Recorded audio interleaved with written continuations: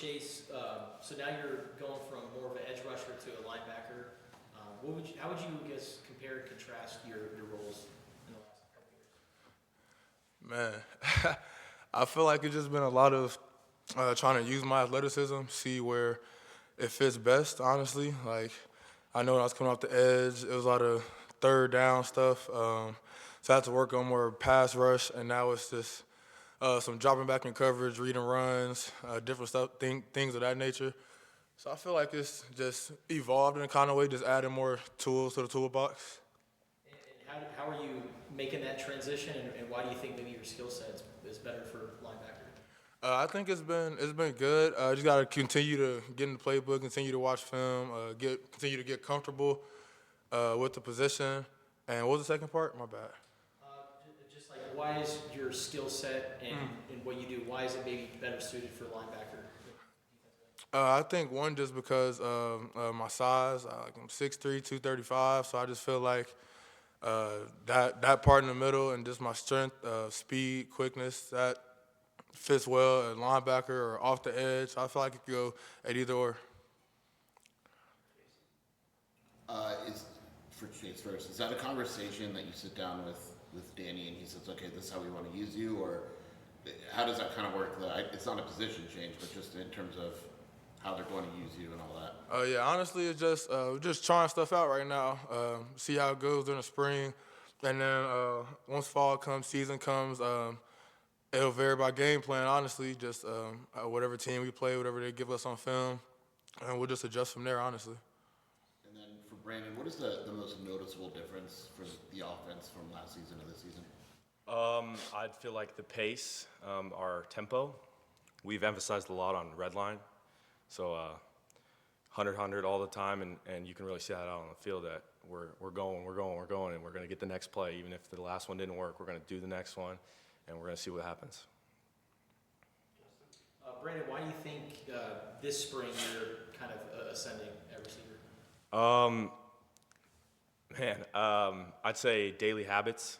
I feel like I have very good daily habits, how I go about my day, and then obviously I'm being put in the right position to make a play, and I got to give that to the coaches and obviously Noah and all the quarterbacks. I can't do what I do without them throwing me the ball. So it's not only me. It's a team effort, you know.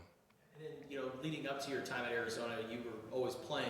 What was it like, kind of observing from the side and just kind of taking those mental reps? Yeah, definitely. I'm not used to it all my life. I was always playing and all that. So being able to observe on the sideline, you notice how much details matter. And so schematically, details, knowing exactly how many steps for a route, knowing when you have to break, all those things, like those are the things I had to learn and develop with. And kind of a unique situation for you, you signed with the Jed Fish regime. What do you remember about the coaching transition then, and why did you stay? Man, I stayed because I always felt like I had loyalty to Tucson. That old coaching staff they gave me my first ever scholarship for football in ninth grade. So I felt like Tucson always had my back, and I feel like I didn't need to go anywhere else. I felt like this was home, and it's close to my family. I do this for my family, so my family's able to come and see me, and I'm able to go home and all that, you know. And what was it like at that time period, watching so many guys from your recruiting class decide to go? Yeah, I mean, that recruiting class was put in the worst possible situation for an incoming freshman. A lot of decisions had to be made, and I can only talk for myself, but I'm really happy with the decision that I made to stay. Brandon, you talked about the offense being faster tempo. Do you think that's something that fits your game a little bit more, and just kind of talk about? I think it's definitely taught. If I'm comparing to high school, it definitely wasn't like this, obviously. So it's something you have to learn, and the coaches are going to put you in a position to make the best play. So if that means tempo, then you're just going to have to adapt to that. And then Chase, obviously Danny Gonzalez was on the staff last year and the linebacker coach, but now that he's the defensive coordinator, do you think that your relationship has changed, or have you seen the defense change with him running the show now?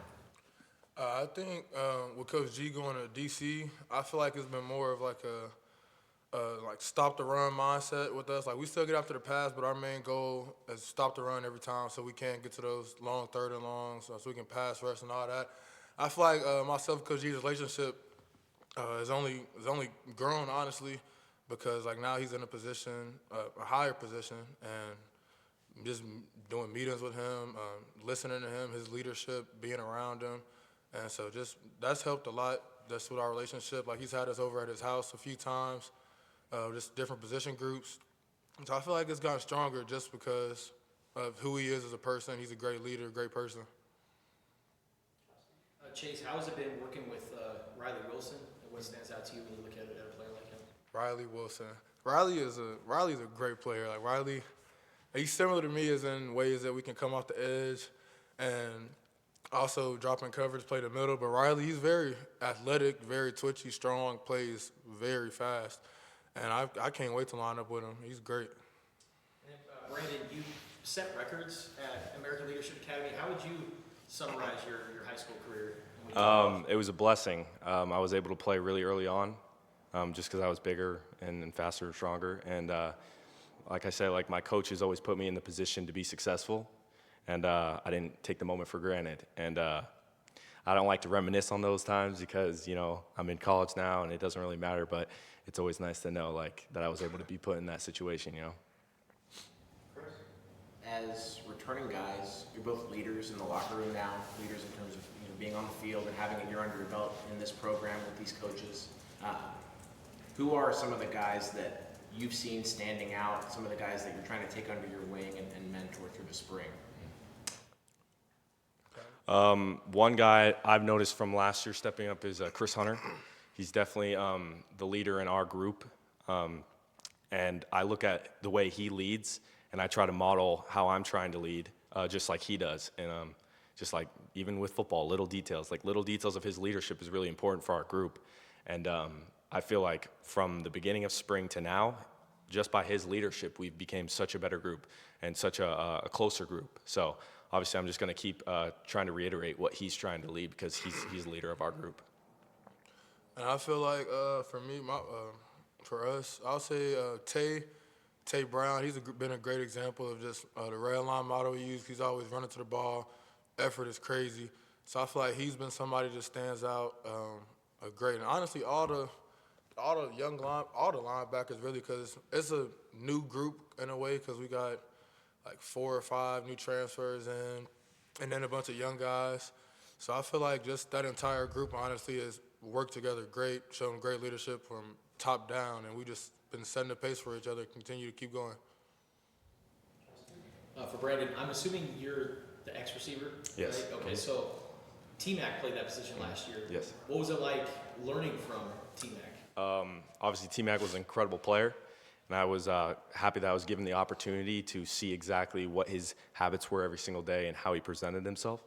And obviously, this year I've been trying to model the little habits that he had to my game. And obviously, I'm not going to be perfect at that because T-Mac is one of one. But just having the ability to be behind him and learn, because he was a very knowledgeable player, I feel like was a great opportunity for me. Then you and Trace Spivey have been kind of holding down that spot. What do you think about his skill set, what he's brought, and did you ever play against him in high school? I never did play against him in high school. He was always a ranking above. His high school was a little bit bigger than mine. But Trey, he's an awesome dude, and he works hard, and he puts in a lot of effort every single day. Like, we go do a lot of study sessions together, and we try to go over plays and all that stuff. So all you really need to do is have good effort and good attitude, and he has both of those.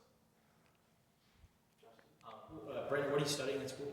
Criminal justice. Okay, what led you down that path? I've always wanted to be in a position to try and help people.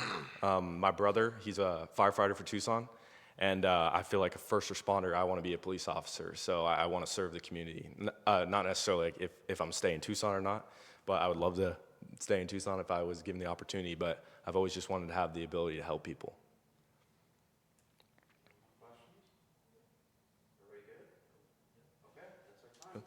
Thanks, guys. Yep. Thank you. Thank you, guys.